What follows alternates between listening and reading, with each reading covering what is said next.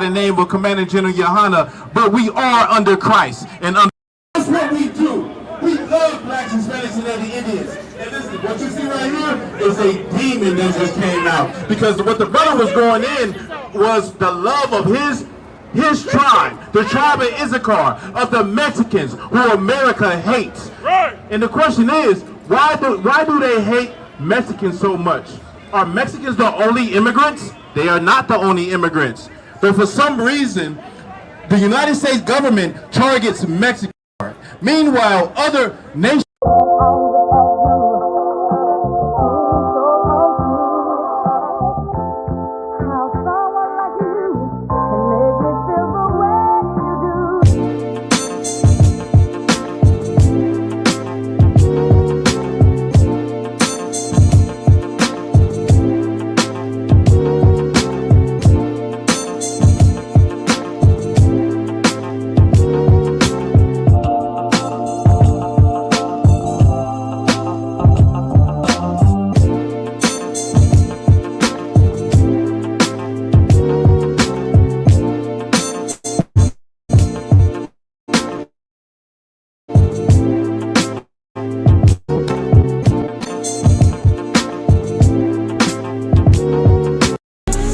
I'm in a hell of a hole, was never expected to grow.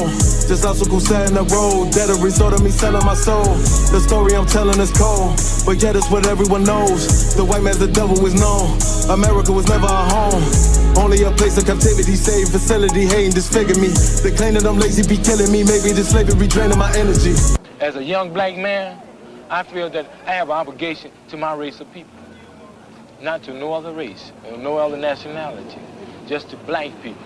As a young black man, I feel that I have an obligation to my race of people. Not to no other race, or no other nationality, just to black people. But there's so many lies that we believe in, so many doctrines within doctrines in the Christian church. Like they say, plead the blood of Jesus. What the hell does that mean?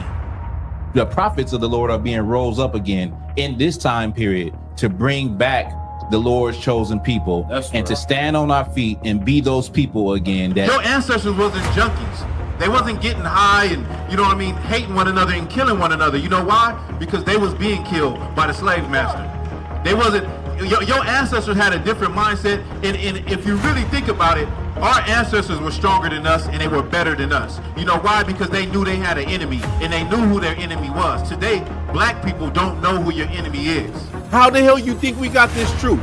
The I.S.U.P.K didn't come out of thin air.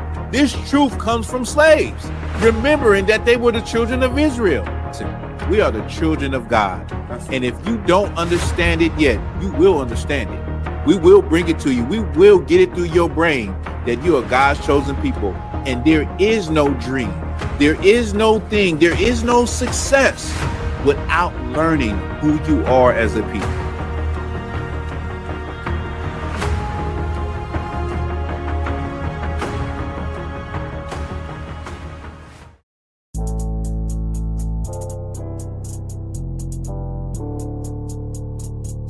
According to God, the white man is the devil. You see, I've been in here for a little minute. You know what I'm saying? And I see niggas, they like to talk a lot. They like to claim leadership. They like to claim this and that. You know what I'm saying? They like to be above when they really is and have authority. But they don't really need that authority. They don't really know what to do with that leadership. Understand? You hold hands with this boy, your ass need to stop and ask you to give a damn what you talk about. Don't give a fuck what you believe, nigga. Gotta stand up and serve my God. We don't pray on our knees, nigga. Yeah. See, everybody ain't with all that peace talk. Everybody ain't with all that bygone be. Boy, your ass need to stop and ask you to profit. Black man, black woman, Latino man, Latino woman, native man, native woman. You have no idea how much you destroy your life when you walk away from the truth of the Lord. You lost your whole identity, don't even know who you are today. And you got the nerve to look at us like we strange. Like I always teach the brothers, if a white man came along and said, oh, you don't know? You black people are the doo-doo people. You should consider it because you don't know no damn way. We know, we won't consider it. Why? because we know who we are and we declare our identity, and we are the 12 tribes of the children of Israel.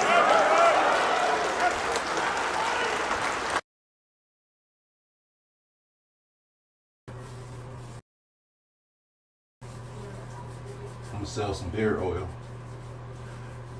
beard cream, conditioner,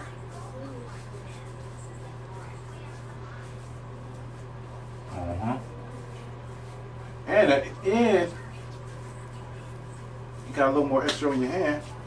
Put that on your arms.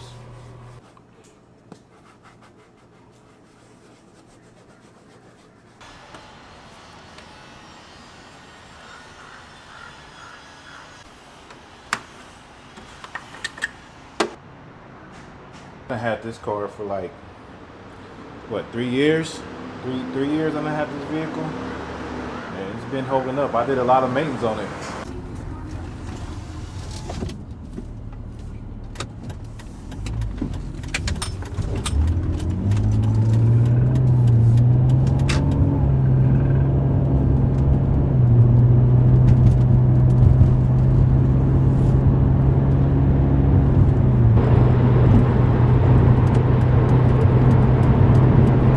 Got about a 45-minute drive, give or take.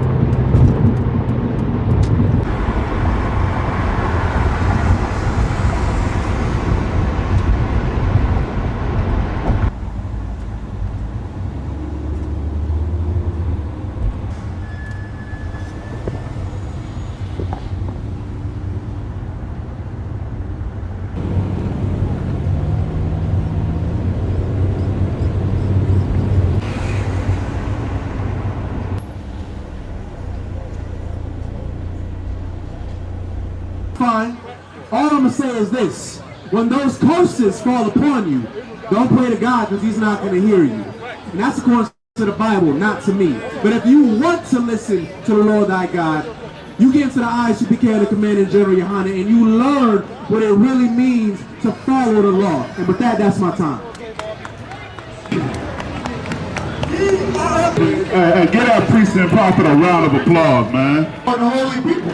Holy means set apart. Y'all are set apart people unto the Lord thy God. Your God. Now that you have that, you should be like, damn, now I should want to live different. Now I don't want to be a gangbanger or a drug dealer. I don't want to be a pimp, man. That's hell. Running out of food stamps because your dad is not in the house, man. That's hell. Having your uncles, your cousins, your older brother in and out of the prison system. That's hell. Raising your daughters to grow up in this society to where they could get on TikTok and Instagram and they see some OnlyFans page promoting. That's hell.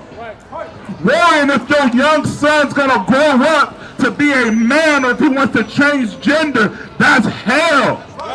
This is a hellish condition that we live in, man. Hey, let me tell you something, man. All we do is tell black and Hispanic people is to get off of drugs, get off of weed, get off of heroin, and come serve Lord. And the white one got a problem with that, man. The white one got Latinos and black people being civilized and coming to serve the Lord, man. Understand? And I guarantee you, you see this white girl outside of the civilized mind. She's a Republican, Democrat. She a politician. Also teach black people to stop celebrating Christmas, stop celebrating Easter, stop celebrating the culture of America. For the last years. We're not going to prophesy unto you smooth things. I'm not going to talk to you about what sounds good. I'm gonna tell you the goddamn truth, man. Right. And the truth is, people that killed Tyree Nichols, they loved America, man. Right. Any society, the Romans, the Persians and the Medes, the Greeks, the Babylonians, the Assyrians, they all had. Hey, what's good, y'all? Let's clap it up. Let's clap it up. Yeah, I don't know what's going on with that. Y'all let me know what it sound like, if y'all can hear me or not. All right. We Thawah. It's Thawah. All right, most high in Christ, most high in Christ. I'm Priest and Officer Thawah Gabar. This is the Wednesday night class, law and history class, but I'm just going to be doing scripture breakdown tonight. We'll just be going over various things, current events, whatever questions or any topics that pop up, we'll be going over that. Give me 1 second. Is it lagging? Nah. Because somebody just told me that it's lagging.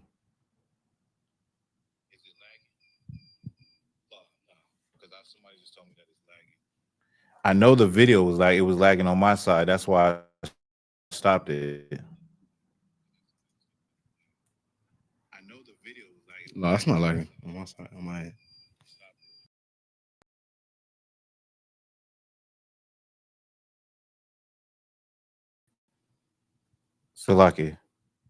Salaki on that. Y'all let me know if it's lagging or not. It is now. It is? Come on, guys. It's lagging now.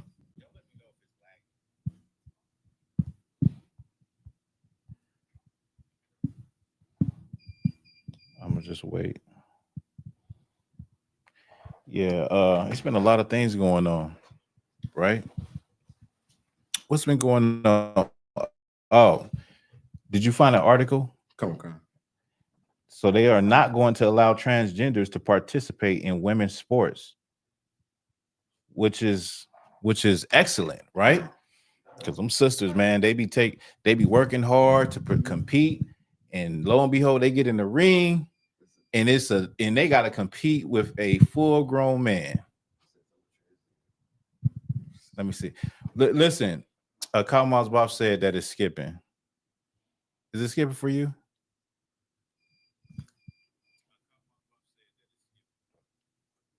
No, it's not. Like every now and then, but right now it's not. Right. Let me see. Y'all give me a second. Let me just figure this out. We're supposed to have the best internet in the universe. The top of the line internet, and yet Satan want to come and take away the word. All right, let me get it. Most high in Christ. It's Thawah now. Yeah, so we got that story. Come on. Let's hear that story. It says bans on transgender youth participation in sports. Mm-hmm. It says recently anti-LGBTQ activists and politicians have introduced and passed laws to ban transgender youth from participating in school sports. The scope of these bans can vary across age ranges, but commonly including both K through 12 and college settings. These laws mean that transgender girls, for example, would not be allowed to participate in sports with other girls. That's good. Right. That's good. Go ahead. Local schools and state athletic associations already have policies that both protect transgender people and ensure a level of playing field for all athletes. In contrast, the policies shown below are a blanket bans on transgender policies participation in sports, and these bans are both unnecessary and harmful. So this is just through the what, pre-K to 12th grade in college sports. It's not professional sports. Come on. Just K through 12 and collegiate levels. Okay. And I just sent you the map they have on there. A map? Like a key. It's like what is the key for? It states that ban it. The colors states that ban it. I see. What's that? Red? Brown, orange, and yellow. Okay.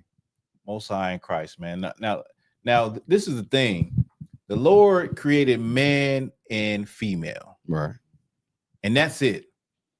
There's only really two genders. That's male and female. That's how everybody on the planet Earth got here. Well, here you have brothers and sisters. Well, I'm going to say brother. I'm going to say sisters, women that they work hard in a sport. They're trying to get to the Olympics. They're in sports in elementary, through middle school, through high school. And then they get in the ring and it's a man, it's a male, it's a boy that they got to compete with that says that or identifies as a woman, and they lose. And all of that hard work that they put in to be the best in that field, all those practices that they did with their parents and to hone their skills and be able to compete and be the best, it's all shattered when they are competing with a male. And it's unfair. They have an unfair advantage. That unfair advantage is how the Lord created men. He created men. Men physically are stronger than women. Physically stronger than a woman, but in their delusion, I don't even understand it, I don't understand how in their delusion, you, a man with muscles and everything, you want to identify as a woman and you want to compete against girls and women. You want to compete against them as if it's a challenge. It's not a challenge. It's not a challenge for a man to race against women. It's not a challenge for a man to play basketball with women or football or whatever the case may be. Whenever it comes to physicality, it is not a challenge. It is no competition. Right. It reminds me of this video where this sister, it's like UFC type fighting with women. It's a sister in there, and she gets in there with one of these transgenders, and he beats the hell out of her. He knocks her out. They put the camera on her in her corner, and she just looks defeated and deflated. And you just have to feel sorry for her because she's not supposed to be competing against a full-grown male. Right. But this is where this is women's liberation. This is what, equality got our women. Right. You have men that hate women that are transgender, that want to compete with them, want to destroy them in the ring, want to obliterate them, and then raise their hand up with a trophy in the sky as though they did something. That is insane. That is psychotic. You understand? It's delusional. It's delusional. You know what I mean? It is delusional. Is there any more on that? It just goes into give me a precept. Give me the precept. What I want, Leviticus. Is it Leviticus 23? Give me no sodomites. Come on. Deuteronomy 23:17. Let me hear it. Okay. I always get Deuteronomy and Leviticus mixed up. The book of Deuteronomy, chapter 23, verse 17. Mm-hmm. There shall be no whore of the daughters of Israel, Uh-huh. nor a sodomite of the sons of Israel. Man, listen, this lifestyle, listen, if you keep in a law, you don't have to worry about this. This does not affect you, right? If you are a man that is keeping the law of God, you don't have to worry about this law affecting you. Right. As Black, Hispanic, and Native Indian people, this is a big thing. Well, I wouldn't say as our people, but in America, this law is big, right? Because they're big on LGBTQ in America. But that is not our culture. That is not our way. We should abstain from even thinking like that or having any feelings about it. It's right for men to compete with men and women to compete with women. Girls compete with girls. Boys compete with boys. If it's going to be any sports play, any competition, let it be that. Let it stay. Let those two genders keep their respective sports, for them and them only. Right. Not intermingling men with women. You know what I mean? Read it from the top again. Come on. The book of Deuteronomy, chapter 23, verse 17. Mm-hmm. There shall be no whore of the daughters of Israel. Yeah, there should be no whores of the daughters of Israel. Y'all should. We know this in the Black community. We know what a 304 is in the Black community. We're very fond of what a 304 or lady of the night is. We know that. You understand? We do. Deep down inside, we know that. But do we live it? No, we don't live it. We allow this to be prolific. Listen, I was yesterday. It was so crazy. I was scrolling my phone. I was at work, and as I'm scrolling, there's probably the last post I shared on Facebook, a missing post, because every missing post I see, I share, and it was a young sister. I think she was probably like 14, 13 years old. I shared it, and then I scrolled it, and then the next thing was a woman with her behind, her tail tooted out, half naked. And I said, this is Israel right here. Our daughters are destroyed. Our daughters are missing. Our young daughters are missing. And then when you scroll up, you have older daughters that are how can I say, what are advertising themselves, advertising their bodies for validation on social media. Right. And I said, and I felt a sense of sorrow for how destroyed we are. I mean, we have all of these brothers and sisters, and I'm talking about the sisters, these young girls that are missing, and the rest of our women are proliferating whoredom. They are advertising themselves as ladies of the night. Right. The Bible prescribes that we don't live like that, that our daughters don't live like that, that our sisters and nieces don't live like that, and don't don't think that that is something to try to be. Right.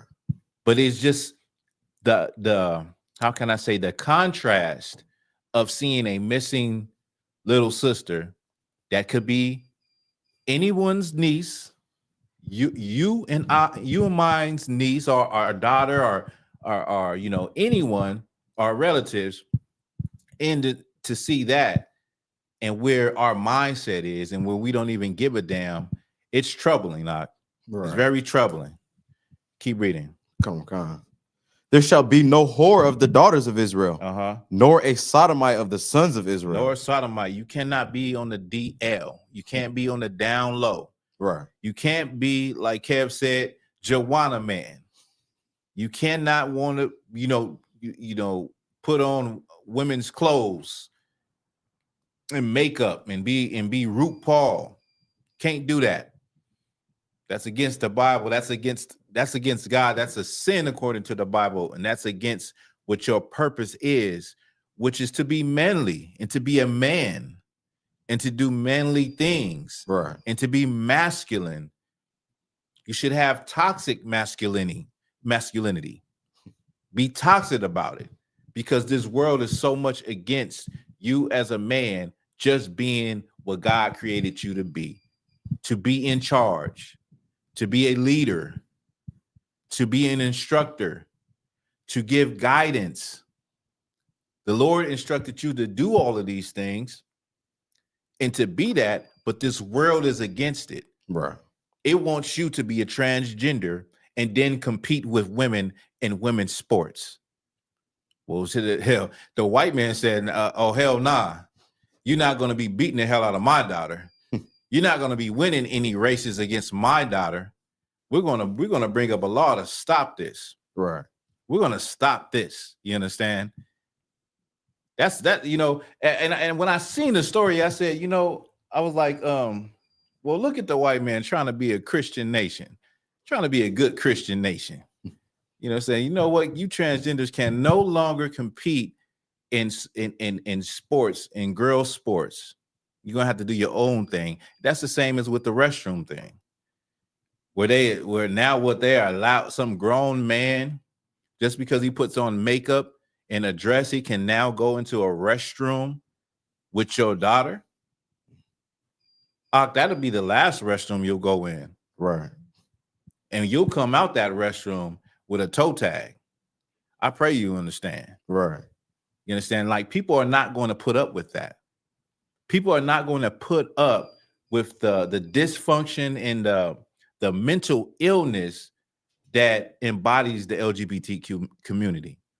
It is, you are out of your mind if you think because you put on makeup and because you got your hair and you look like a drag queen that you are now a woman. You cannot be on your flower like a woman. You cannot get pregnant like a woman.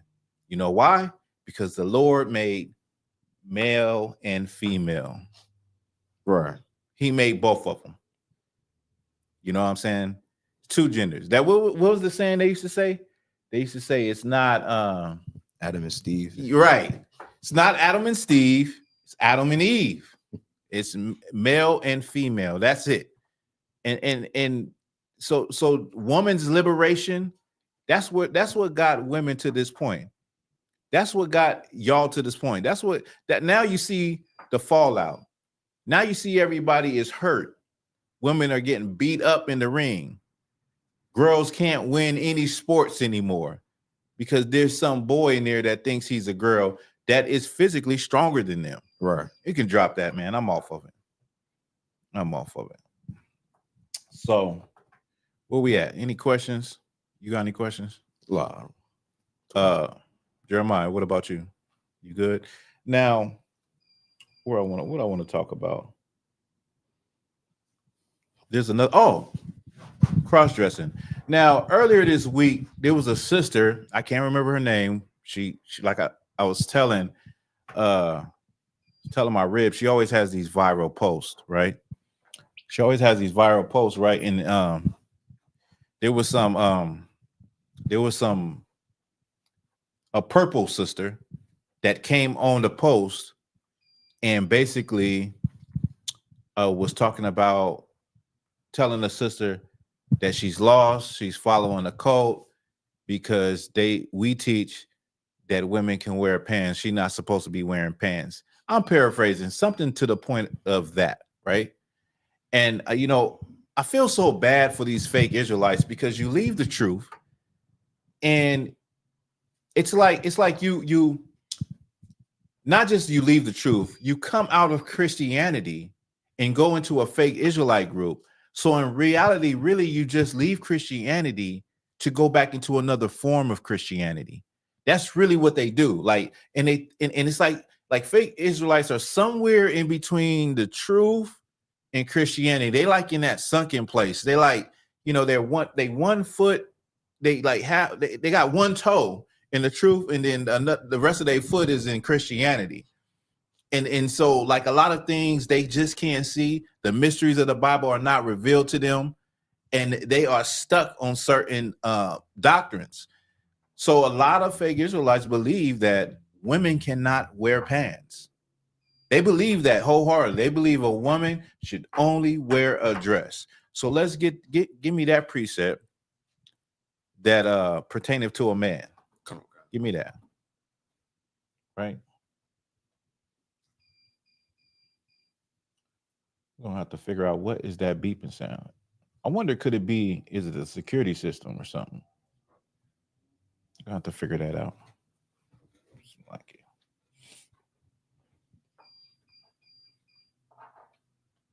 The book of Deuteronomy, chapter 22, verse 5. The woman shall not wear that which pertaineth unto a man. Neither shall a man put on a woman's garment. And we just talked about that. That's part of being a transgender, is being born a man, and whatever you do to change, but also putting on women's clothes. Right. That's clear cut. That's clear. Even when I was a youngster, and it used to be this dude named RuPaul. He was black, he was flaming, and they put him on television, and he was everywhere. And I think that was the beginning of me seeing that they were pushing that mind state on black men. Like, it's okay. Hell, you can be a superstar and dress like a woman. But that is what they've been pushing on our people for a long time. You know what I mean? When you go back, y'all know when we did what? Halloween. And we talked about what were they? I forget what they were called. But men, a lot of the immigrants, the Irish immigrants, English immigrants in the 1800s would dress up in women's clothing. And they would go knocking on doors looking for, hospitality. I wonder what type of hospitality they was looking for. Anyway, I don't want to think about it too hard. It might, burn my brain. But the point is that your oppressor has been doing this for forever. And everything that the oppressor has done or he is doing or he institutes and it's something new, eventually what you see is Black, Hispanics, and Native Indians to start to say, well, I don't think it would be too bad. You know, love is love. You know, all love is love. I mean, it's a happy family. It's two men that adopted a child. Love is love. You know, after a while, you'll see that we start to adopt what this society says is okay. But let me hit you to a point. At one time, this society said that slavery was okay. It was legal. It was permissible. It was socially acceptable. You know what I'm saying? Let me get no, keep that. Read it from the top again. Come on. The book of Deuteronomy, chapter 22, verse 5. The woman shall not wear that which pertaineth unto a man, neither shall a man put on a woman's garment. Flip Wilson in the 70s. Young man Kev, I'm not hip to Flip Wilson. I've heard about Flip Wilson, but I'm not hip to it. The water.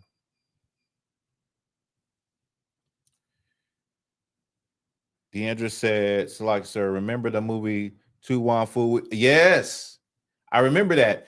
And that just goes into all of the, you know, the Black actors where what is it? Martin Lawrence, what's the short dude name? The comedian? Kevin Hart. All of them, Eddie Murphy.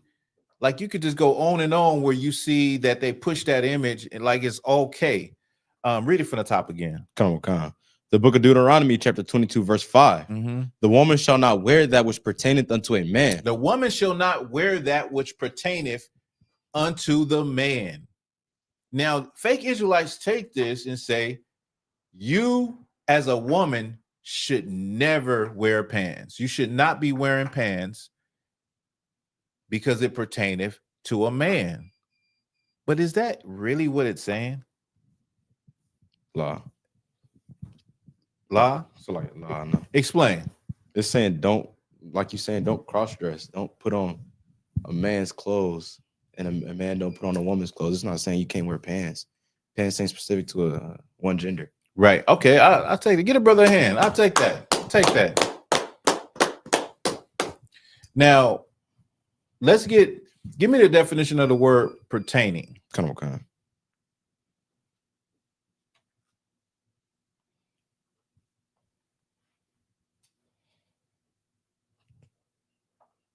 This is the Merriam-Webster's definition of pertain.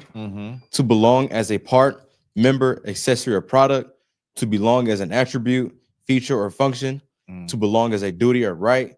To be appropriate to something. To have reference. To have reference. To be appropriate to something. Right. Pertaining to, meaning pertaining to a man. You can't wear. Now, it started off with women. Then it went to a man. But it's for both people, both genders. If it pertains to something, that means that the man, it pertains to man, meaning it's man's clothing. Right. So you have certain types of jeans and pants that are men's pants. When I was growing up, times have changed, but what they call skinny jeans, that was what women wore. Right. That's what women wore. You know what I'm saying? Like being able to see your calves through your jeans, diabolical. But being able to see your calves, being able to see your hamstrings through your jeans, that big old butt, that was a woman's thing. That's how we see. That's how I grew up. That's pertaining to a woman. Right. Tight jeans pertaining to a woman. Right.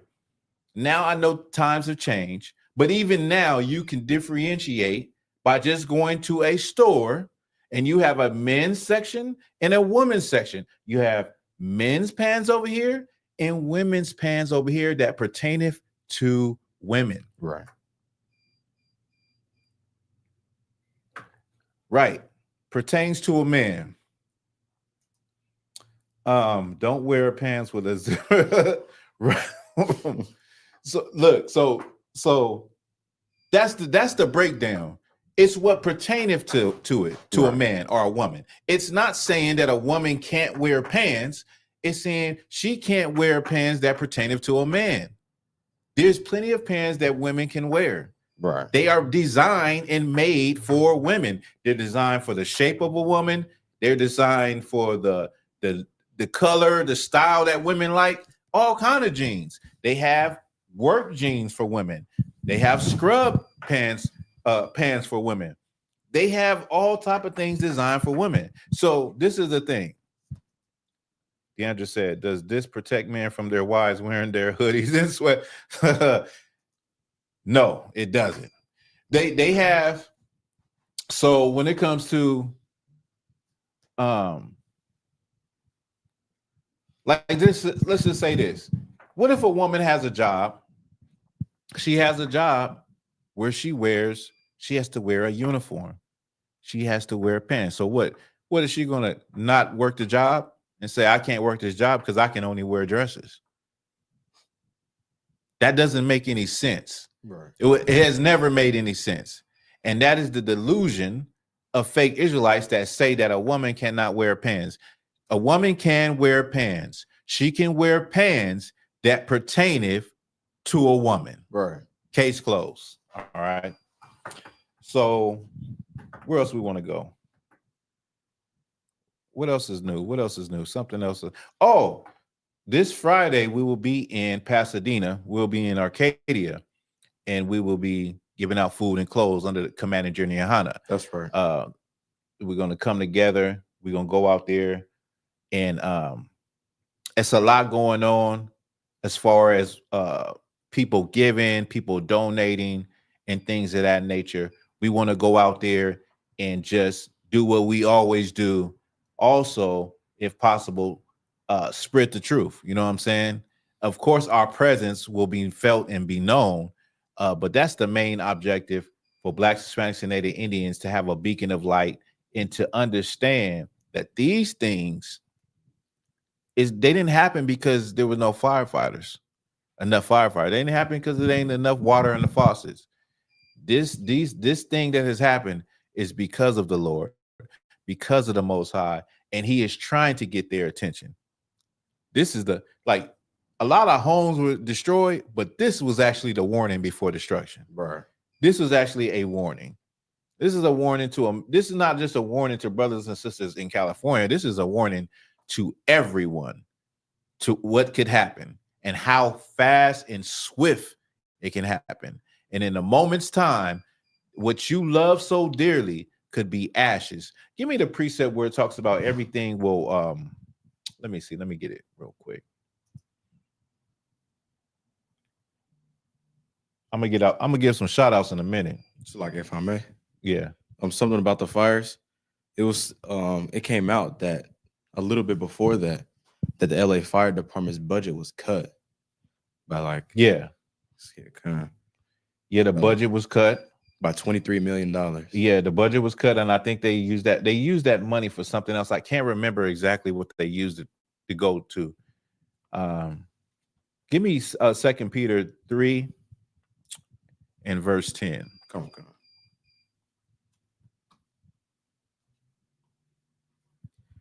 The book of 2 Peter, chapter 3, verse 10. But the day of the Lord will come as a thief in the night. So we are not prepared. And what I'm saying is people in general are not prepared. You are not prepared for the day of the Lord. You got people out there talking about, they're prepared for looters and they're going to shoot anybody, that's coming through there and not supposed to be there and looting. So they have already opened up a legal purge out there in Pacific Palisades. But you have people that are waiting for looters, right? And it's this video where you have a white couple where the woman is saying that they are sleeping in shifts because they stay to save their home. Meanwhile, both neighbors on either side, their house is burned down. So the husband said, I didn't save my house just for looters to come and take my stuff. So they're staying in the house and they're sleeping on shifts. She sleeps 3 hours, he sleeps 3 hours with a gun, waiting for any looters that might come about. They're waiting for a thief at night. Go ahead, read it from the top again. Come on. The book of 2 Peter, chapter 3, verse 10. But the day of the Lord will come as a thief in the night. That's how the day of the Lord is going to come. It's going to come like a thief in the night. You don't know when it's going to happen. Go ahead. Come on. In the which the heavens shall pass away with a great noise. And the elements shall melt with fervent heat. It said, wait. Slow it down. Back it up a little bit. Come on. In the which the heavens shall pass away with a great noise. The heavens shall pass away with a great noise. Go ahead. Come on. And the elements shall melt with fervent heat. And the elements shall melt with fervent heat. That's what just happened in these fires. The elements melted with fervent heat. Cars melted. Steel beams melted. Metals melted. Of course, everything else burned to ashes, but everything melted with fervent heat. And nobody, no lick of water, no fire department, no airplane dropping fire retardant could stop it. Right. Nothing could stop it. And so this is a warning that what can actually happen or will happen to America. And for Blacks, Hispanics, and Native Indians, what you have to understand is that the answer to not being caught in the fire or being, caught off guard is to get into the truth, keep the law, statute, and commandments, get in classes, do your due diligence on learning your identity and understanding who you are. Right. It's not inside of a Christian church. That's where it's not going to happen. Plenty of them churches burnt down in that fire. I seen a post where it had a Bible that survived. I mean, some of y'all probably seen that post where a Bible supposedly survived the fire in the house. But you look at the pictures of the house, a lot of things survived. It's clothes, it's shoes, it's all kind of stuff. It's burnt, but it's a lot of things that didn't get burnt. So they try to make a spectacle or, oh, look, the Bible didn't get burnt. God, the fire went over the Bible. Knock it off. Churches got burnt. I'm sure that plenty of Bibles got burnt too. But the point is that you won't be able to escape what's coming if you're in the Christian church, if you're in your own philosophy, if you're into Egyptology, if you're into African spiritualism, if you're into, believing in the universe. None of these things that our people be into, burning sage, none of these things our people be into can prepare them for what's coming to America, can prepare them for the day that the Lord comes, which will be like a thief in the night. Right. You will literally have to be like that white couple I just spoke about, where they're doing shifts, making sure nobody breaks into their home. Then they ain't getting no rest. They literally working a 9 to 5 to make sure nobody breaks into their home, sitting on a chair holding a gun, trying to stay awoke, doing shifts like they're in the United States military. And so that means that you're going to be you have to be on point. Right. You have to be ready at any time. You have to be prepared. You have to be sharp. You got to make sure everything is right with what you got going on.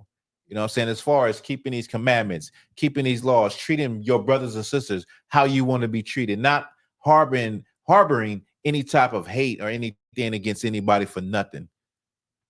That's where you got to be at. That's where your mind got to be at. Right. You know what I'm saying? Because we in the Black and Hispanic community, we have what they call internalized oppression, where over time, us hearing all of the negative stereotypes that white people have said about Blacks and Mexicans, we start to internalize those things.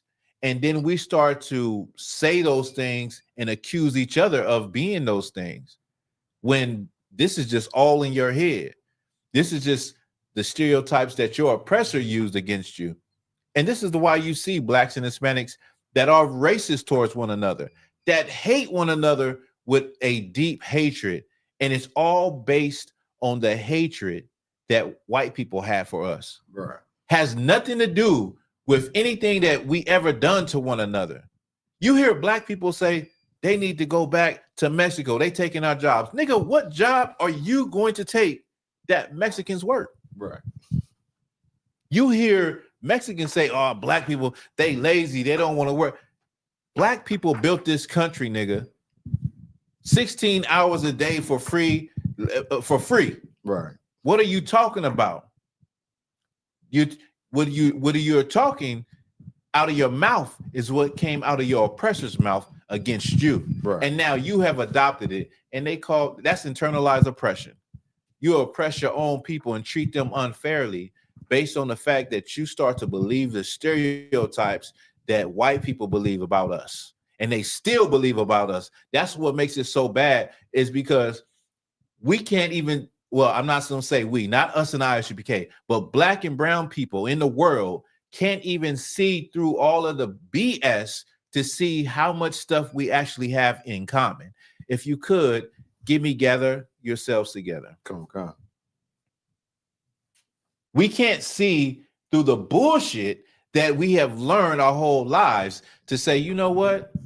I ain't never had nothing bad happen to me by Mexican people. Right. And vice versa. I don't know why I feel this way about you. The thing about it is this. A lot of it comes from the prison system. A lot of the politics, the racialized politics come from prison, and they come from the streets. You know what I'm saying? But what I can say is that in many areas, black and brown people get along just like they're the same people. Right. But when we are ganged up, like we have always been, because we are the nation of Israel, we like to be ganged up. We start to believe the things that we hear about each other. And we start to think that we're a little better than one another. You got that for me? Come on. Let me hear it. The book of Zephaniah, chapter 2, verse 1. Gather yourselves together. Yea, gather together, O nation not desired. The Bible says to gather together, O nation not desired. First of all, black and brown people don't even know that they are a part of a nation. Right. You don't even know that you're a part of the nation, that you're just different tribes in the same nation. And then it says gather together. This, I know many of y'all out there have heard this, how you wonder how strong. Have you ever thought about how strong we can be if black and brown came together? Man, we could rule the world. I've heard that in the world. Right. I heard that before I even knew the truth. I heard people say, like, imagine if black people were unified. Then I heard them say, imagine if black and brown people, the people that get treated wrong, were unified. We could run this place. I heard that in prison. I heard them say, like, the reason why politics are in prison is to keep everybody, focusing on each other instead of focusing on the COs, focusing on the people who are the real enemy. Because believe it or not, in prison, you have more prisoners at any given time than you have COs, correctional officers. Right. Probably be about 5 or 6 of them in a dorm. So if the inmates really wanted to turn up, they could take it over. But the politics keep blacks and Hispanics separate. You know what I mean? And I'm not saying this to say that I'm not advocating violence or nothing, but I'm talking about the power that we have if we came together, whether it be on the negative side or what we're talking about on the truth, on the positive side, your identity. Your identity is the positive side. Who you are and what God said you are is the positive side. Now, here's another thing about blacks, Hispanics, and Native Indians. We've been banging against one another and hating on one another since, the kingdom of Israel, since the northern and southern kingdom. Right. We were doing the same thing in the Bible, where we're hating on one another. Read it from the top again. Come on. The book of Zephaniah, chapter 2, verse 1. Gather yourselves together. Yea, gather together, O nation not desired. Oh, you're the only people on the planet Earth that nobody desires. You're the only people on the planet Earth that everybody... Let that go. You're the only people on the planet Earth that everybody wants to use up. Everybody wants to benefit from. You're the only people on the planet Earth that everybody wants to emulate and be like you till it's time to really actually be like you and get treated like a Mexican, get treated like a nigga. Everybody would like to, dance salsa and eat Mexican food and, dress how you dress and talk how you talk and walk how you walk and be cool like you until it's time to actually go through what you go through. Right. To get treated unfairly. I brought out that video with the Asian man on Black Authentic Truth. Asian man, he put blackface on. He was coming to get sentenced. He got into an altercation with 3 people, a road rage incident, stabbed them up. Nobody died, but they gave him life. They gave him a life sentence with possibility of parole. Well, he sat in his cell and he said, you know what? They're treating me like a black man. So I'm going to paint my face like a black man. And he came in that courtroom on a wheelchair, put his fist up in the air like power to the people and said, the reason why I put this blackface on is because you're treating me like a black man. Like he'll be cool with you putting your fist up. He'll be cool with brothers until it's time that he's getting treated. Like he feels he's getting treated like a nigga. He getting treated unfairly. And he don't want to be that. Like, this is wrong. He flipped the script like, I'm not supposed to be getting treated like this. You treated me like a black man. But any other time he'd be cool. Hey, soul brother. Power to the people. Hey, brother. You know how all nations love Black and Hispanic people. You got Asians out there in China. Kazak Yah put me on this. Y'all get hip to this. Kazak Yah shout out to Kazak Yah. He had put me onto this. The Asians, the Japanese, they got a whole lowrider scene out there in Japan. So much so that they have came and they have bought the top lowriders from Southern California. The top lowriders that was in Lowrider magazine, they done bought them and took them back out there. Go look it up on your Google machine. You got Asians, they doing their hair with the like how can I say, the Chicano style with the women, how they would put all the hairspray in their hair. You got Asians doing that, looking just like Israelites from the hood, wearing the Dickies, Nike Cortez with the shirt, emulating the whole style. You know what I'm saying? So these people, they want to be you, but they don't want to be you. But read it from the top again. The book of Zephaniah, chapter 2, verse 1. Gather yourselves together, yea. Gather together, O nation not desired. I'm sorry, read it again. I was laughing at Kev's. Okay. The book of Zephaniah, chapter 2, verse 1. Gather yourselves together, yea. Gather together, O nation not desired. You need to gather together because don't nobody love you. Don't nobody care about you. Everybody smile in your face and give you promises, but then they snatch those promises and they come back around and they snatch everything they said they was going to do for you and give you from up under you. Don't nobody love you, man.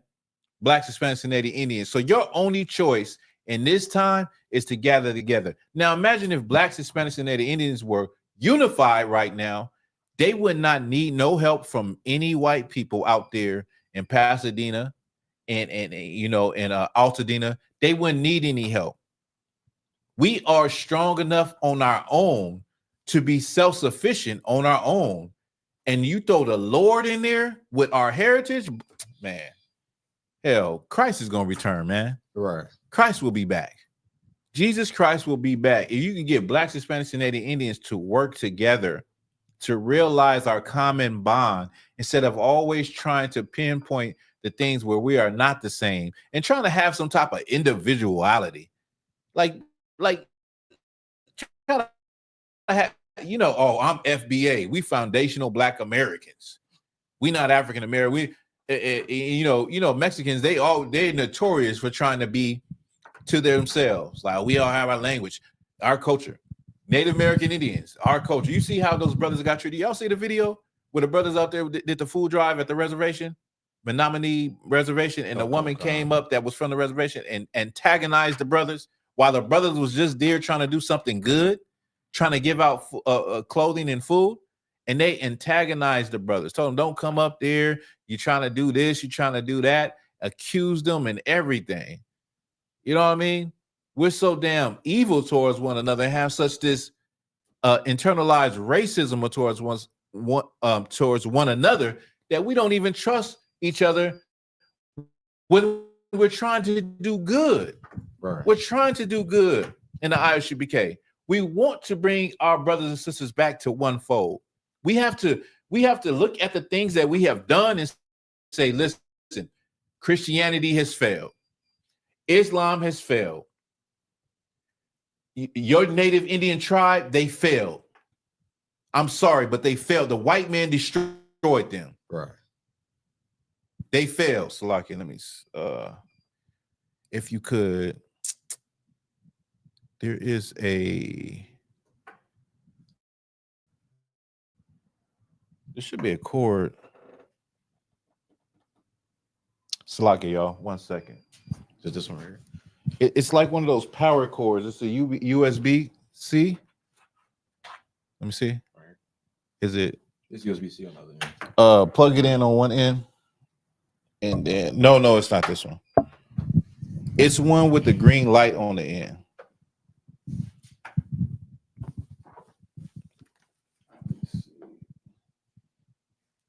This block right here? No, it's not that.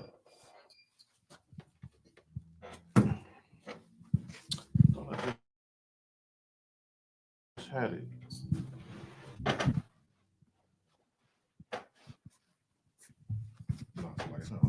You don't see it? No. It's actually like gray. It's like gray in color. And it could be down there. Oh, it's right here. Yeah, give me that. Oh, sorry. All right. 1 second. Oh, man.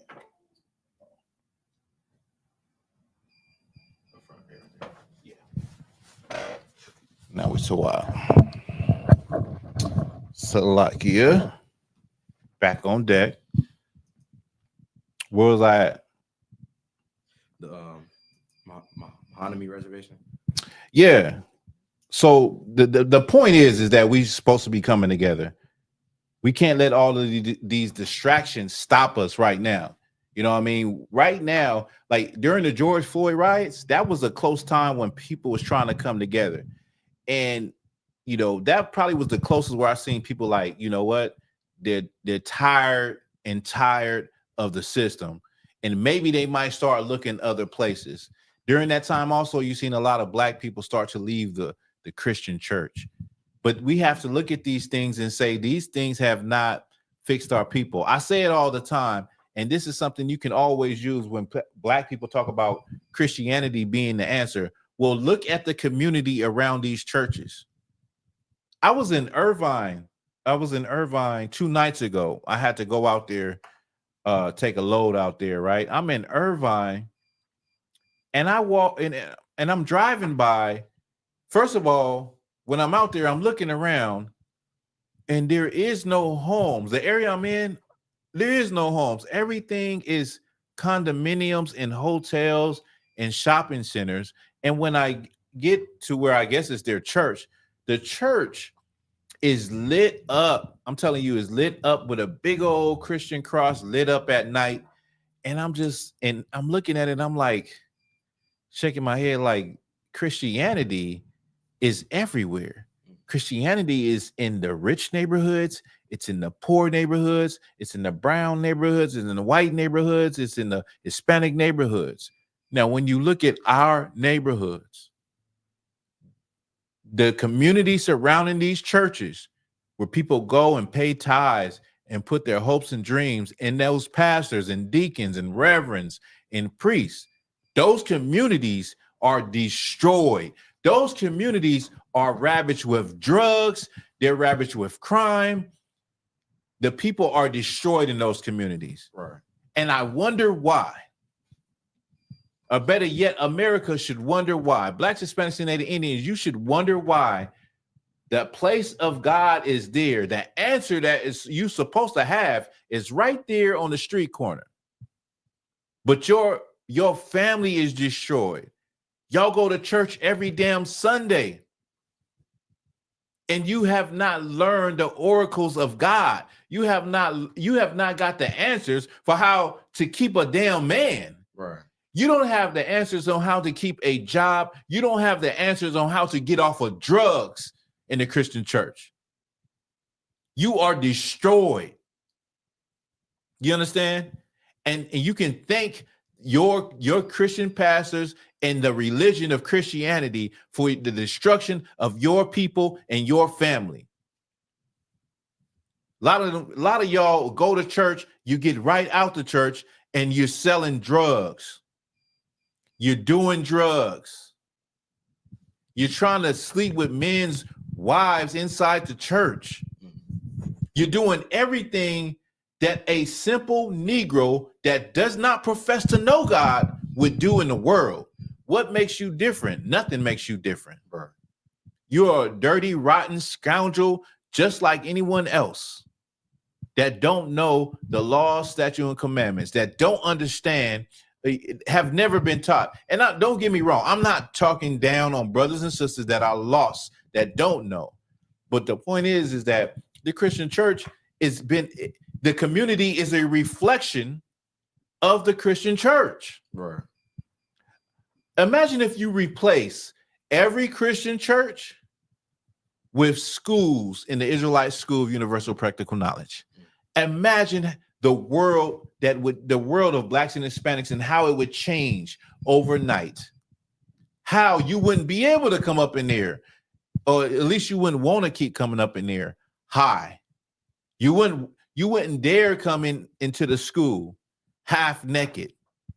You wouldn't dare come into the school and look at someone's wife and say, you know what? I'm going to try to holler at her when her husband goes to the restroom. You wouldn't dare, come in here being a effeminate man. You at least would pretend like I'm masculine, I'm a strong man, right, because of all the toxic masculinity that you come in here and see. Right. But imagine the change in our people. And then you could separate the chaff from the wheat.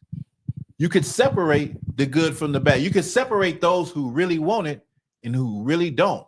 Because you come up in here, you can come up in here high. Yeah, you can come up in here high. But I tell you like this, you come up in here high and you keep coming up in here high, the spirit of truth will convict you. Right. You will feel some type of way coming up in here high. You will feel some type of way coming up in here after you just sold drugs. You will either put the drugs down, you will either stop drug dealing, or you just go back out there where you belong. Right. Because we don't want you in here. I don't want you in here. I need soldiers in here. Right. I need brothers in here that's going to come in here and do the work of the Lord without asking any questions. I need soldiers. I need brothers that's ready to serve. You understand? I need people that's ready to serve. That's what I want to see. I want to see brothers and sisters that are ready to serve. Right. Khan Adawan Khan. Ready to serve under Christ. That's what we need in here.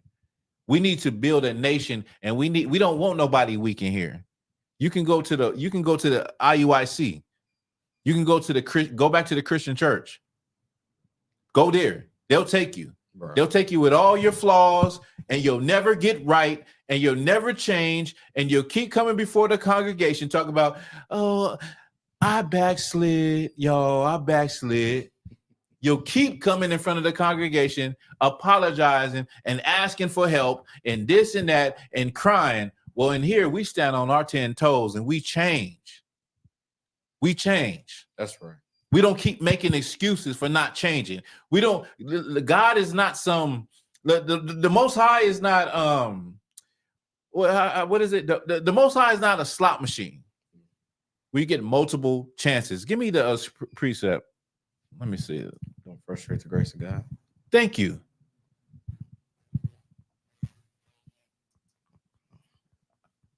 Abadiala, you impressing me with that one. You just calling out precepts. You starting to read my mind.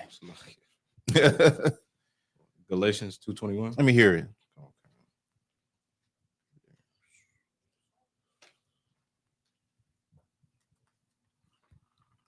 The book of Galatians, chapter 2, verse 21. I do not frustrate the grace of God, for if righteousness come by the law, then Christ is dead in vain. I'm sorry. Read that again. Come on. The book of Galatians, chapter 2, verse 21. I do not frustrate the grace of God. For if righteousness come by the law, then Christ is dead in vain. Yeah, you can't frustrate the grace of God. Don't frustrate the grace of God. This is the thing. In Christianity, they tell you that the law is done away with. We're under grace. You know what I'm saying? We're under grace. And so grace, the way a Christian thinks grace is, it's back in the day, what we used to have is this. Probably you was young, but the kind of like the first cell phones, they was you buy minutes, and you can buy 300 minutes, 400 minutes, or you can buy unlimited. You can have unlimited minutes. Well, Christians think that grace means that you have an unlimited amount of chances to get right with the Lord. Right. Grace is just a period of time. Great. The Lord ain't gonna keep dealing with you while you going out there, selling dope, getting high, living the fast life, and coming back into church saying you backslid. That's what Christians do. You can't keep saying the same thing over and over again and keep doing the same thing. It's not unlimited. It's called grace. You get go ahead, Jeremiah. Can I add something? Yeah, go ahead. They could be like, "Hey, Lord, I'm not gonna do it again." Give them a hand. They be like, "I'm not gonna do it again. I promise, Lord." That's like that first time you get real drunk and your stomach is turning. You're like, "Lord, please let me. If I live through this one, I'll never drink like this again." But yeah, they think that it's grace is unlimited. You got unlimited megabytes. You can just keep going and going and going. And grace is a grace period, just like you have a grace period at a bank, or there's a grace period in things. It's just a period of time. It's not forever. Right. You can't keep doing the same thing over and over again and then coming to the Lord and asking for forgiveness. You're going to frustrate him. Right. And then you're going to feel his wrath. I suggest you get right. Get your mind right. Right. Is there any more on that? Come on. For if righteousness come by the law, then Christ is dead in vain. You could drop that. Come on. You do not want to frustrate the grace of the Most High. You know what I'm saying? You need to learn what time it is. And the problem is with our people is that because a lot of our people see evildoers, people do things that are not right, and it seems like they don't get punished or nothing happens to them, and it's okay, that our people feel like we can keep doing it. Right. We can keep doing it. God is all about love. He's about forgiveness. He's about multiple times of letting you come back, and you can just plead the blood of Jesus, and you can just cry out to the Lord, and speak in tongues, and everything will be all right. And we never attribute the bad things to God. It's only the good things. There are people out there that's attributing that fire to the circumstances, the lack of water, the firefighters, but they won't attribute it to the Most High, to God. Right. God is a God of war. Right. He's not just some God of love and roses and daisies, and he's not this hippie white boy that you thought he was. He's not that. If he was, then everything would be, Pleasantville. It would be you walk out and say hi to the neighbor. Hi, neighbor. How you doing, neighbor? Watering my grass. Everything is perfect, right? That's not the God we serve. The God we serve, we walk outside in our yard and it's dead bodies. We walk outside in our yard and it's drug dealing. We walk outside in our yard and it's syringes laying in the street. Right. We walk outside, we look on social media and it's a black man getting shot in the back by the police. We look on television and there's babies in some third world country that are dying of hunger. The Lord did it all. Right. You understand? Lord did it all. Salakia. Where we at? We just finished Galatians 2. Let's get let me illustrate with Christians. Let's get Saul. Let's get Saul in the order he was given to and we'll just skip through, we'll just breeze through it, but the order that Saul was given, because see, this is the thing with Christianity, right? Y'all think for your the thing that comes out of your mouth is what makes you godly and what makes you look godly. You Christians think that it's the thing that you say, it's the words and the things that you profess about God and how you love God and how God has been there for you in your life. And I've heard people tell me they talk to God. I'd be like, I don't even want to deal with it. You are out your mind. You are insane if you think God is coming only to you and whispering in your ear and said, yeah, go over there to 99 Fifth Street and apply for this job, and I'm gonna give you this job. God don't work like that. Right. The Most High don't work like that. Let me hear it. Come on. This is the book of 1 Samuel, chapter 15, verse 1. Samuel also said unto Saul, the Lord sent me to anoint thee to be king over his people, over Israel. Now therefore hearken thou unto the voice of the words of the Lord. Verse 2, thus saith the Lord of hosts, I remember that which Amalek did to Israel, how he laid wait for him in the way when he came up from Egypt. Verse 3, now go and smite Amalek and utterly destroy all that they have and spare them not. Okay, so right here is Saul being given an order through, is it Samuel? Come on, Samuel. Samuel is giving Saul an order from the Most High. The Most High remembered Amalek, the Amalekites, who are today the so-called Jewish man. He remembered them when they came out of Egypt, the big caravan of Israelites coming out of Egypt. At the end, you had the sick people and the elderly people. The Amalek came out and killed a lot of our people. The Lord remembered that. So now he's telling Saul, go and what? Come on. Verse 3, now go and smite Amalek and utterly destroy all that they have. He said, go kill them and destroy everything that they have. Not only kill them, but everything that they have, right? Come on. Keep going. And spare them not. Spare them not. But slay, I'm sorry.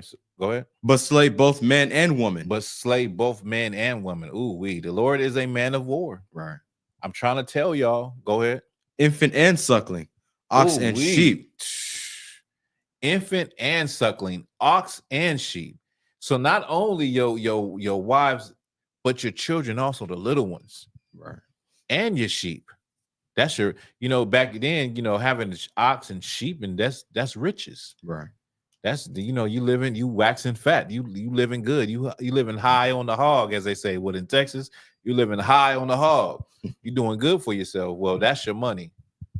Go. Any more on that? Come on, Infant and suckling, ox and sheep, camel and ass. And Saul gathered the people together and numbered them in Telaim, 200,000 footmen and 10,000 men of Judah.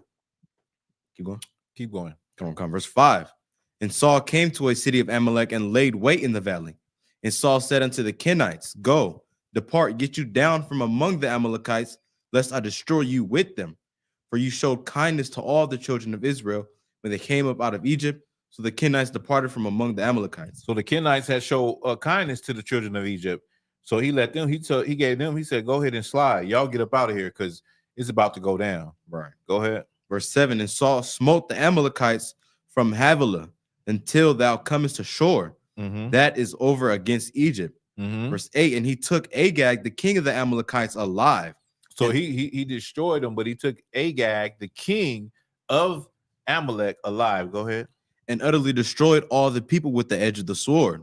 But Saul and the people spared Agag and the best of the sheep and of the oxen. So he spared Agag and the best of the sheep and the oxen, and what else?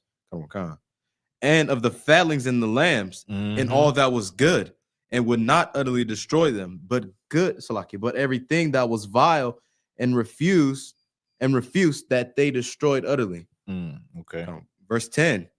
Then came the word of the Lord unto Samuel, saying, It repenteth me that I have set up Saul to be king. So now Samuel is sitting there.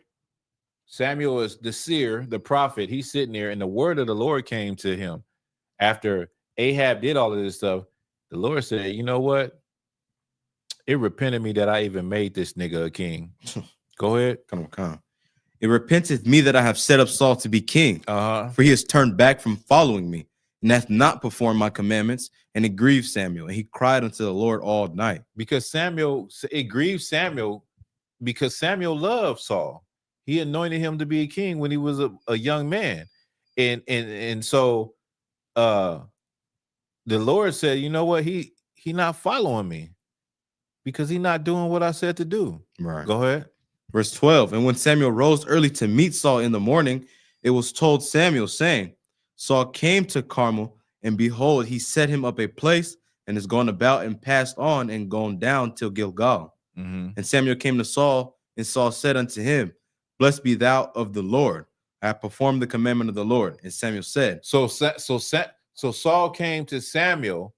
So now he's finally come after going and slaying the Amalekites, and he got King Ahab. He comes to Samuel, and he's like, Blessed be the Lord. Shalom. Blessed be the Lord. Go. What do you say? Come on. Blessed be thou of the Lord. I have performed the commandment of the Lord. I did what the Lord said to do. I performed the commandment. I did my duty. I followed out the order. Go ahead. Come on. Verse 14, and Samuel said, What meaneth then this bleating of the sheep in mine ears, and the lowing of the oxen which I hear? So Samuel says, if you perform the commandment, he being sarcastic, like you perform the commandment of the Lord, why am I hearing the bleating of the sheep in my ears? Why am I hearing the bat? Why am I hearing anything? Like the order was to kill everything. Right. Go ahead. And Saul said, They have brought them from the Amalekites, for the people spared the best of the sheep and of the oxen to sacrifice unto the Lord thy God, and the rest we have utterly destroyed. So they bought the best of the sheep and the oxen to sacrifice to the Lord. That's something that was in their heart that they wanted to do, but that's not what the Most High asked them to do. Go ahead. Come on. Verse 16. Then Samuel said unto Saul, Stay, and I will tell thee what the Lord has said to me this night. And he said unto him, Say on. And Samuel said, When thou wast little in thine own sight, wast thou not made the head of the 12, so like the head of the tribes of Israel? That's crazy. Samuel said, when you was a nobody, you were just some nigga from the ghetto, and I didn't we make you the king of all of Israel, the 12 tribes? Read it from the top again. Come on. Verse 17, and Samuel said, When thou wast little in thine own sight. You was little in your own sight. You didn't even think much of your own self. Go ahead. Wast thou not made the head of the tribes of Israel? Right. And the Lord anointed thee king over Israel? And the Lord anointed him king over Israel. Go ahead. Verse 18, and the Lord sent thee on a journey and said, Go and utterly destroy the sinners, the Amalekites, and fight against them until they be consumed. Verse 19, wherefore then didst thou not obey the voice of the Lord? He said, but you didn't even obey the voice of the Lord. The Lord took you from the dust of the ground, a low state, and made you the king of Israel, over his people. And then he asked you to go and utterly destroy some people, and you didn't even do what you was asked to do. Go ahead. Come on. But didst fly upon the soil, and didst evil in the sight of the Lord. So read that part again. Fly upon what? Come on. But didst fly upon the soil, and didst evil in the sight of the Lord. So he flew and took, what it's saying is he did what he wanted to do. And after he destroyed them, he took the things that he wanted to take. Right. Go ahead. And Saul said unto Samuel, Yea, I have obeyed the voice of the Lord, and have gone the way which the Lord sent me, and have brought Agag, the king of Amalek, and have utterly destroyed the Amalekites. But the people took of the spoil sheep and oxen, the chief of the things which should have been utterly destroyed, to sacrifice unto the Lord thy God in Gilgal. And Samuel said, Hath the Lord as great delight in burnt offerings and sacrifices as in obeying the voice of the Lord? Behold, to obey is better than sacrifice. That's you have it right there. You Christians, you don't understand that. Right. You don't understand that to obey the Lord is better than sacrifice. It's better than what comes out of your mouth about how much you love God. Right. It's better that what comes out of your mouth about how Jesus is your husband and how God talks to you and you're close to him and he knows your heart. No, do what the Lord says. Saul didn't do what the Lord says. Read that from the top again. Come on. And Samuel said, so like in verse 22, and Samuel said, hath the Lord as great delight in burnt offerings and sacrifices as in obeying the voice of the Lord? He said, has the Lord, I'm sorry, read it one more time. Come on. And Samuel said, hath the Lord as great delight in burnt offerings and sacrifices as in obeying the voice of the Lord? He said, because Saul said that the people took the spoil. The spoil was left over and said they were going to sacrifice it to the Most High. And then Samuel says, did the Lord take, does he care about offerings as much as he cares about you doing what he said to do? Right. Like, and in their mind, they're doing the most, okay, they feel like it's going to be accepted by the Lord because it's something that's in their heart. Right. It's something that they feel they're putting on the thoughts of a person onto what God wants. Right. Like, oh, the Lord is going to be pleased with this. Oh, look at these gold chains. Oh, I got some glasses. I got some camels. We're going to sacrifice all of this stuff and give it to the Lord, and He's going to be pleased with us. Thinking like how a carnal man thinks, instead of saying, the hell with all of this shit. I'm just going to do what the Lord says. Right. Kill everything, burn everything up, and we up out of here. They didn't do that. They said, you know what? I feel like the Lord, I can offer this to the Lord. He gonna be pleased with this. Right. But he was not pleased with that. Read that from the top again. Come on. Verse 22. And Samuel said, hath the Lord as great delight in burnt offerings and sacrifices as in obeying the voice of the Lord? Behold, to obey is better than sacrifice, and to hearken than the fat of rams. To obey is better than sacrifice. That's what you black and brown Christians need to understand.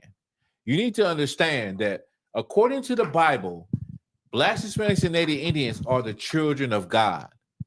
Our duty and our purpose is to keep the law, statute, and commandments, not to go into a Christian church and say, God knows my heart. Right. I love the Lord. I love the Lord with all my heart and soul. Yes, brother, I love the Lord. That is not what the Lord don't care about. Your sacrifices. He don't care about your praises. He cares that if you are obedient, if you obey, according to the Bible, we are still supposed to be obeying the law of Moses. Right. You understand? Under Christ. That is what we're supposed to be doing. That's it. That's all. Give me what is it? Give me Proverbs 26:9. Proverbs 26:9. That's what the Lord wants. The Lord wants us to obey him. He don't give a damn about, I pledged $500 to the pastor and his wife in the name of the Lord. I'm finna build this big giant megaplex house of God, and dedicate it to the Lord. The Lord don't care about that. He wants to know if you are obeying him. Right. And in this time and day, you should be keeping the law, statute, and commandments first and foremost. If you're not doing that, you're not doing any. You're not pleasing to the Lord. Salakia. What does that say? It says, Salakia. The book of Proverbs, chapter 26, verse 9. Is a thorn going up. No, that's not what I want. Salakia, Ecclesiastes 12:13. No. I got you right here. This is what the Lord think about all of your. It's like it.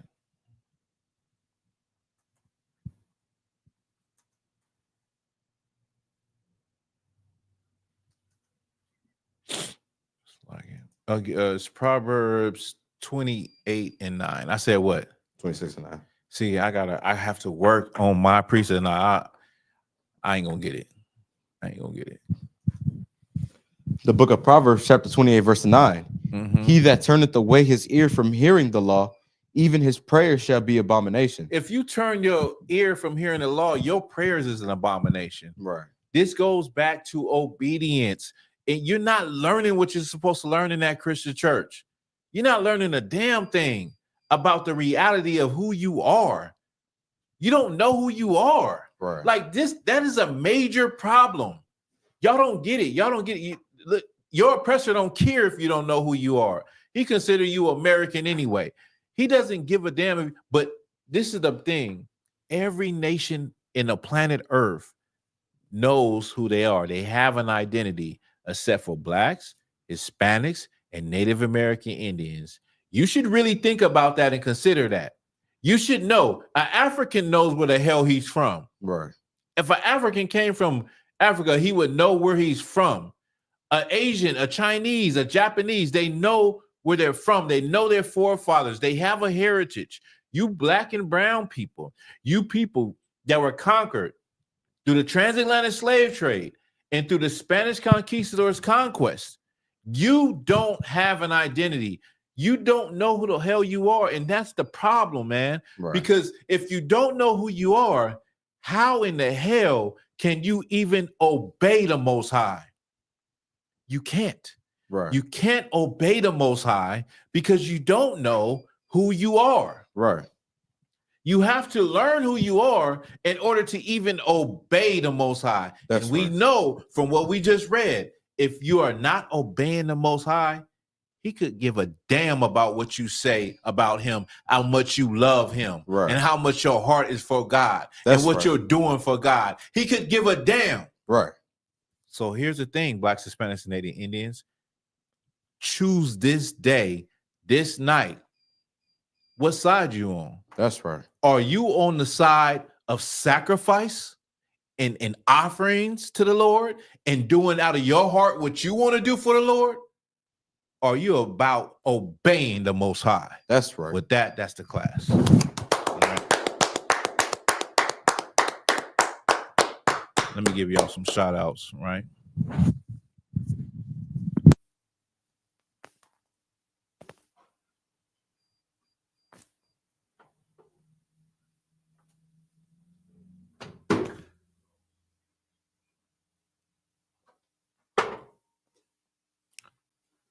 Shout out to Young Man Kev. Young Man Kev always rock with me. Black Dazzle, y'all rock with me here. Black Authentic Truth.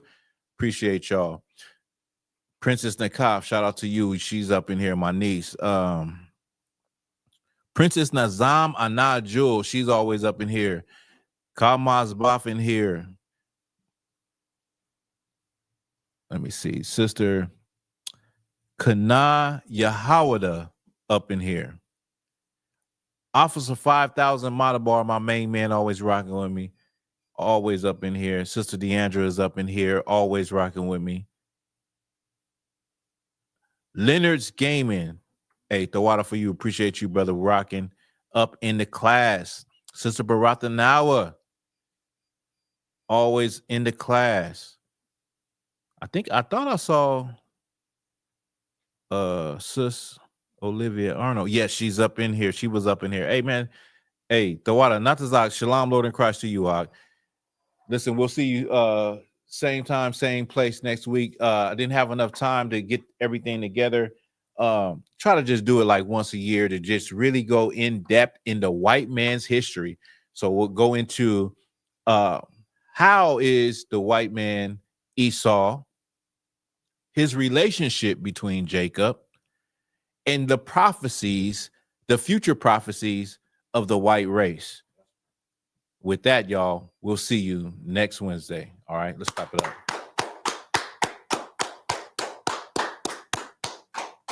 Shalom, Lord in Christ.